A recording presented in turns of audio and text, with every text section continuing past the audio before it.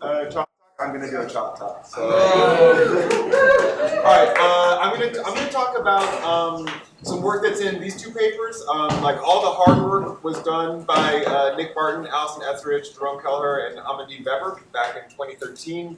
But recently I hijacked some of Michael Desai's group to just add on a few little details, and that work was led by Ji-Sun Min, who is now a postdoc with Andy Kern and Peter Ralph at Oregon. Okay, so yeah, hitchhiking, I'm going to focus spatial inference particularly of selection. So hitchhiking in space, why do I give it that title? Okay, so the kind of question here is, how do we detect selective sweeps? This is our inference problem.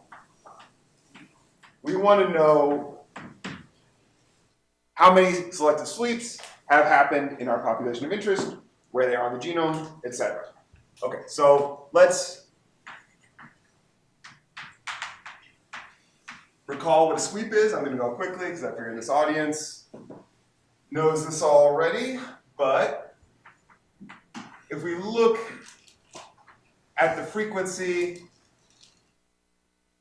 of our beneficial allele over time, our selective sweep is going to look something like this.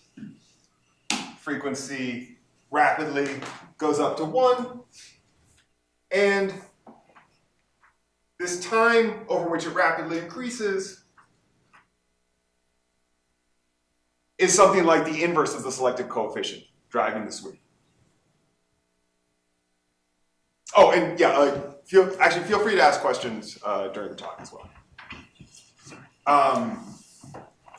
Okay, so this is what we're looking for, and there's a bunch of different methods to find this, and they all rely on the pattern of hitchhiking that is left by this sweep. What does that mean?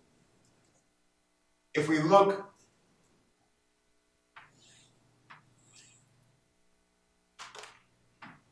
along the genome at our favorite measure of genetic diversity, so this might be, for example, the pairwise genetic diversity.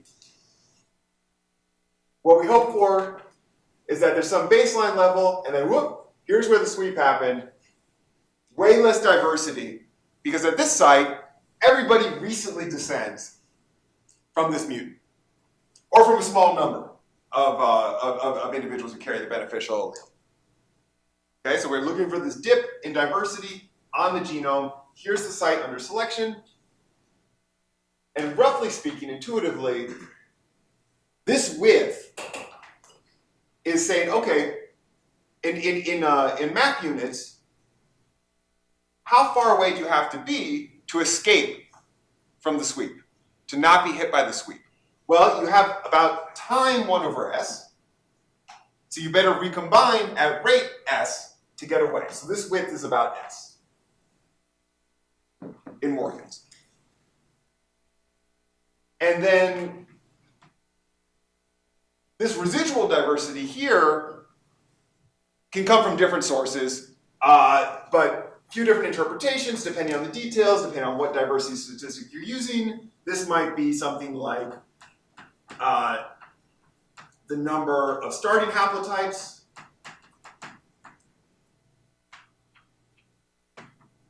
Like I said, maybe the sweep didn't start from a single mutant, maybe there were multiple mutants, or it could be something about the time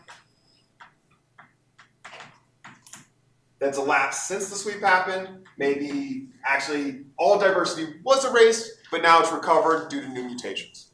If you have a sweep starting from a single mutant and you sample right at the end of the sweep, this is going to be almost down there at 0. Okay, so that's our basic pattern, and there's a bunch of different methods that look for this in your genomic data. Yeah, please. The horizontal axis is position in genome. Yeah. Okay. Yeah, exactly. This is genome, exactly. So we're totally switching, right? This is all taken as snapshot after the sweep is done. Okay, so, but I said this is supposed to be about spatial structure, and I haven't said anything about spatial structure here. Why? Because all the methods ignore spatial structure.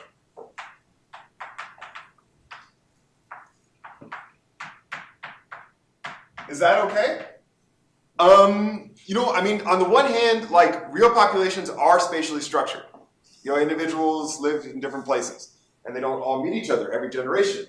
On the other hand, there's lots of stuff about the population that's left out of this picture. Every population has a million details, and you need to ignore most of them if you want to make any progress. So the question is, what bucket does spatial structure fall into? We'd really rather not have to deal with it. Okay, so intuitively, this should be okay if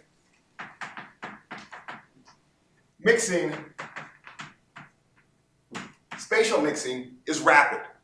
Like, okay, yes, this individual lives over there, this individual lives over there, but by the time we look at their grandkids, maybe they've switched sides, and so everybody is rapidly mixing around. Then hopefully everybody over every lineage over the course of a few generations meets every other lineage, and it effectively acts like a well-mixed population.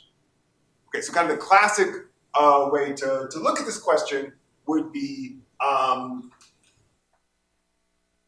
measure of spatial genetic differentiation like FST. And the idea is, if this is small, then that means that mixing is rapid. And we're in a good situation. A little bit more technically, what that means is the time for a lineage to wander around the range is short compared to the time that it takes lineages to coalesce, which would more usually be called the effective population size. Okay, so if you have this hierarchy, mixing is rapid, you hope that structure is weak, or you say that structure is weak. But there's a clear problem here. So Aline just gave a talk that was all about local adaptation, okay? Right? If we believe local adaptation exists, if we believe that we're in like that lower triangle where you had color, not in the upper part that's gray, then what that's saying is, wait a second now, if we look at the selected loci,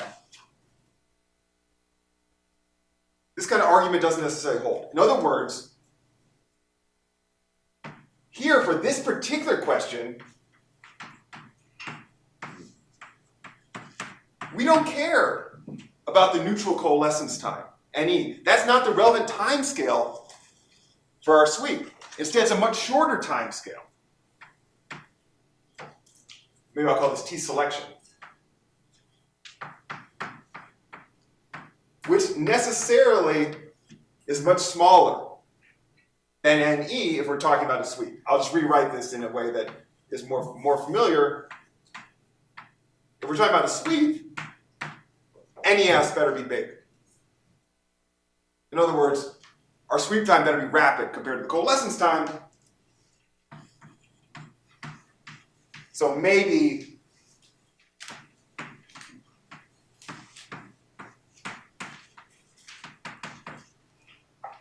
by the relevant measure, our mixing time is not rapid. Mixing is not rapid. Even if at a neutral locus, it is. And like I was saying, every time we talk about local adaptation, we're implicitly assuming that we're in something like this scenario. And in fact, even when we're looking for sweeps, when we look for a different kind of sweep, when we look for ongoing sweeps, rather than sweeps that happened in the past, often we use spatial differentiation as one of our signals. So we're exactly assuming this. Yeah. But here you're thinking about a selective sweep has something to do with the population structure. So local adaptation is related to population structure, not just the beneficial. Yeah. In general. I'm sorry. Yeah, I'm being a little sloppy here. very sloppy. In this case, I'm talking about complete sweeps. I'm talking about, and I'm assuming that selection is uniform in space. So I'm assuming there's no local adaptation. I just mean that we believe that selection in general can be strong compared to migration, and that allows for local adaptation. Now, you could tell a story where we say local selection is much stronger than global selection somehow. But you have to tell a story like that to make it work. So it's suggestive. The fact that local adaptation exists is suggestive that we're in this regime.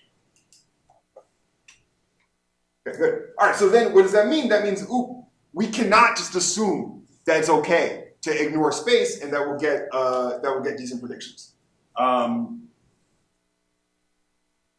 So what do the sweeps look like? This is the well-mixed case.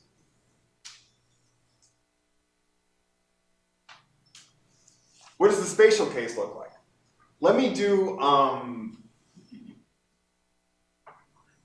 the simplest example of a one-dimensional habitat.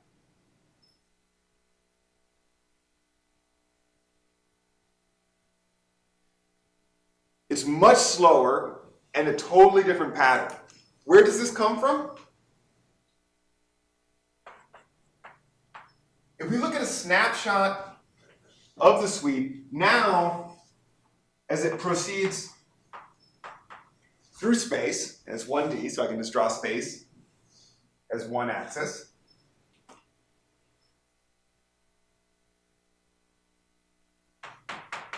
We get a Fisher wave, a traveling wave, kind of conquering the range, and it's moving at a speed that's given by the geometric mean of selection and migration. So now, how fast you spread is no longer just about how strong you're selected on, it's also about how quickly you move. And if the total range size is L, then this time to reach frequency 1 is given by the time it takes to travel distance L, L over root ms. Okay, but this is a big problem now for our interpretation. Really, this width is about the time it took for the sweep to proceed. And we were using that as a measure of selection. It's not measuring selection, right? So if we have a spatial sweep, what we have is a much milder gap, a much milder trough. Let me actually draw it like this. And this tiny little width here is given by the inverse of this time.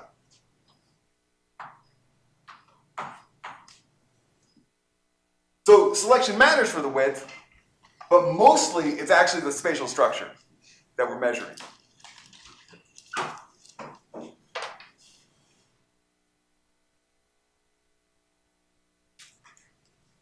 Okay, good, perfect. Then, so the width is different. What about this residual diversity?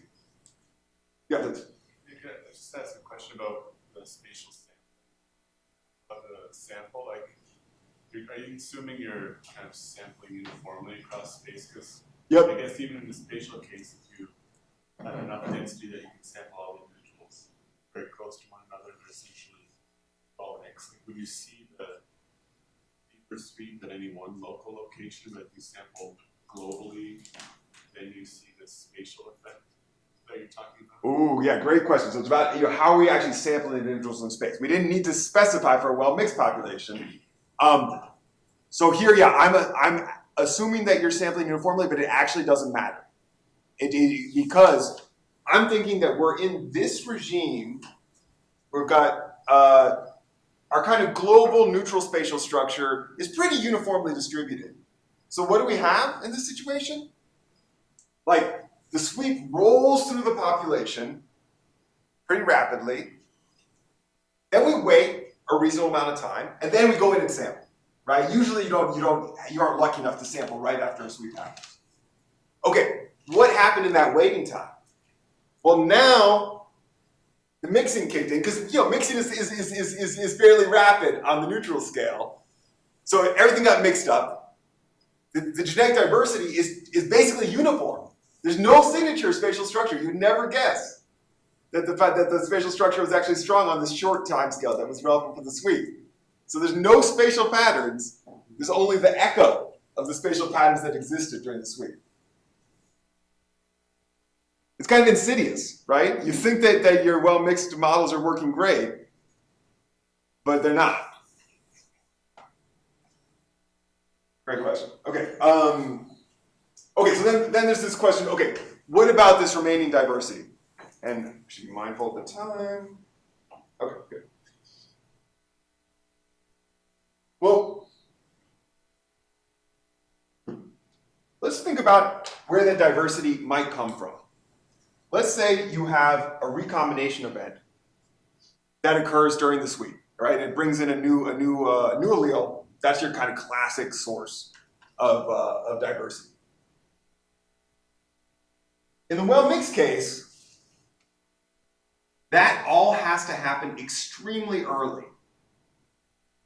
If it happens down here when the sweep is at 1% frequency, when the sweep is at 1% frequency, that means everybody who has the beneficial mutation is going to get to have 1 over 1% equals 100 kids at the end of the sweep.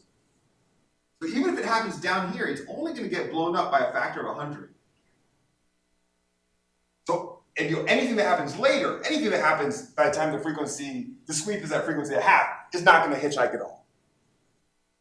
So all of the action is early. Now let's do the spatial case. Let's say that at the same time, at the same frequency, we had a recombination event come in. It would take over almost the entire thing. If you have something that happens when the sweep is at 1% frequency, it's going to be at 99% frequency at the end of the sweep if it takes over the wavefront. Because it's going to come in, it's going to colonize the wavefront, and then it's going to spread to everybody. But on the other hand, if you have a sweep that comes in when a recombination event that comes in when the sweep is at 50% frequency, it'll go to 50% frequency. If you have a recombination event that comes in when the sweep is at 90% frequency, it'll go to 10% frequency. So we have this huge long tail of hitchhiking events that can all reach high frequency. So now, over here,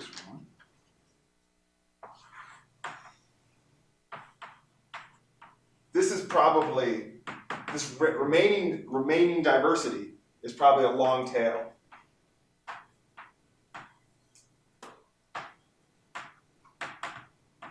Of recombinants or mutants. I mean, not right at the swept locus, but as soon as you have some non-zero recombination rate or mutation rate. Okay, so I better wrap up. So that should decrease the trough even further? So this one piece is about the width decreasing, and the other one is about the depth of the trough decreasing. And if you recall, so in the standard models, standard methods of sweep inference, one feature is telling you about the strength of selection, and the other is telling you if the sweep is hard or soft and how old the sweep is. And so these things are going to show up as biases in these different quantities. So let's just write the messages, the take-home messages over here.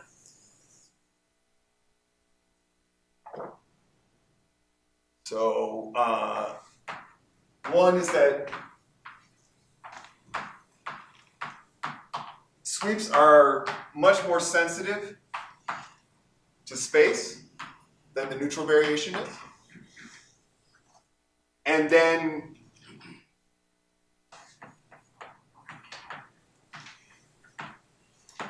I'm going, I guess this is a math, so I'll say these are conjectures about the inference biases, because I have not proven them. Probably underestimating selection because of the width.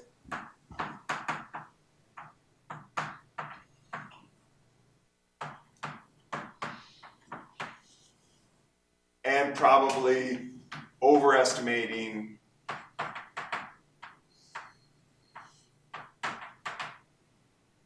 a number of starting haplotypes.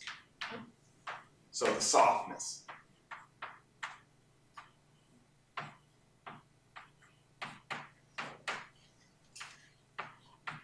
All right, and so next step, we need to actually test this. We need to simulate spatial hitchhiking, run inference methods on it, see if we actually get these biases. Just the problem is there actually isn't any software right now that will do this in decently sized populations. MSMS can't really get to the nice continuous space regimes we want to, so kind of step 1A is to implement this in MS Prime, which is what we're working on right now.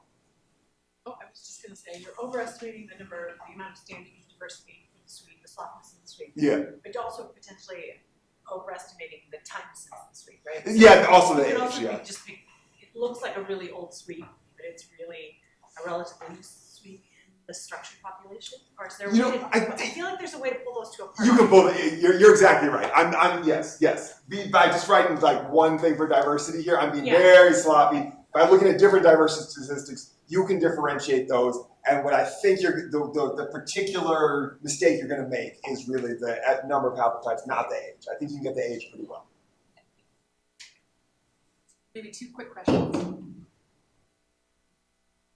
Wondering if you've thought about this in the context of cancer driver and passenger mutations. I haven't. There's a lot of structure there, and that could definitely, affect how you measure the strength of your driver mutation or a passenger. It's a great point. Okay. Maybe you can point me to some literature on that. Another broadening question that you're not going to be able to answer, but if neutral is not sensitive and sweeps are so sensitive, where does background selection come in? How sensitive is a background selection on Mr. Space? Background selection should not be too badly affected as long as it's decently strong. So background selection is that's negative selection, right? That's selection against deleterious alleles. As long as it's decently strong, what you have is the bad mutation comes in, it spreads a little bit, but it never spreads far enough to start to feel, the boundaries of space, like to become like common locally, but rare globally, right? That's the kind of danger. I think sort of background selection against linked sites and unlinked sites. So that means the unlinked sites, one of the most strong that you can ignore, which are more important, high mutation, right?